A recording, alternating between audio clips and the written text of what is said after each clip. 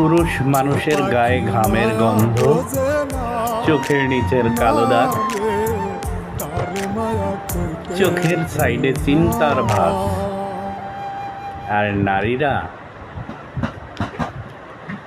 আমার প্রবাসে থাকা ভাই বোনরা অক্লান্ত পরিশ্রম করে টাকা পাঠায়। সেই টাকা নিয়ে কিছু নারী অন্য পুরুষের সাথে পরকীয়া করে। কথাটা বলতে কষ্ট হলেও যারা এই কাজগুলি করেন, দয়া করে আপনার হাজব্যান্ডের শ্রম, ঘাম ও রক্তের মূল্য দিতে শিখুন, তাদেরকে ভালোবাসতে শিখুন, ভালো মানুষ এবং আল্লাহর কাছে তওবা করে ভালো হয়ে যান, যাতে আল্লাহ তাআলা আপনাদের ক্ষমা করে দেয়, আপনার স্বামী আপনাকে ভালোবাসতে পারে। সবাই মিলে ভালো থাকুন।